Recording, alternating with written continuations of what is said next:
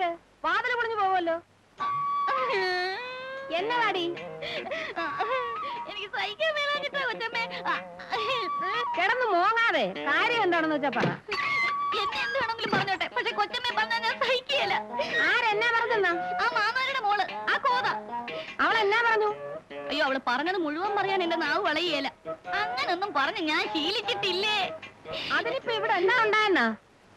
എന്താ ഉണ്ടായെന്നോ? നടക്കല്ലേൽ ഇറങ്ങുന്ന നിർത്തിട്ട് കാർ കഴിവെന്ന് കൊച്ചമ്മ എന്നോട് പറഞ്ഞിട്ടില്ലയോ?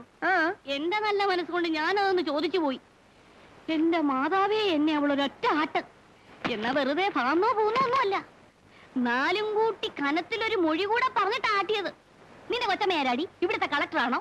കെട്ടിയോനെ ചട്ടം പഠിപ്പിക്കുമ്പോൾ അവളെ പഠിപ്പിക്കാൻ ചെന്നാലേ ചൂലെടുത്ത് കൊച്ചമ്മയുടെ മോന്തയ്ക്കൊന്ന് തരുമെന്ന് എനിക്കങ്ങ് ചൊറിഞ്ഞു കയറി വന്നതാ. പിന്നെ ഞാൻ എന്തെങ്കിലും തറുതല പറഞ്ഞ കൊച്ചമ്മയ്ക്കല്ലയോ അതിന്റെ നാണക്കേട്. അതുകൊണ്ട് കമാന്നൊരക്ഷരം ഞാൻ മിണ്ടിയില്ല. എനിക്കിതൊന്നും സഹിക്കാൻ മേലേ. ആ പിന്നെ അവള് പറയുവാ, ചിന്നത്തമ്പിയെ വീട്ടിൽ താമസിപ്പിച്ചിരിക്കുന്നതേ പണിക്കാരനായിട്ടൊന്നും അല്ല, മോനച്ചൻ ചേട്ടൻ എസ്റ്റേറ്റിൽ പോകുമ്പോ കൊച്ചമ്മയ്ക്ക്. അയ്യോ, എനിക്ക് നാക്ക് വഴങ്ങുന്നില്ല. ചിന്ന, ചിന്ന, കൊച്ചമ്മ വന്നേ വാ.